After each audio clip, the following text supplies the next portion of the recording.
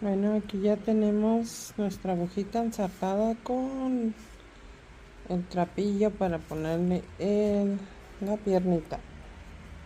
Miren, va a ir así y de aquí vamos a enganchar la otra piernita con esta agujita, con esta.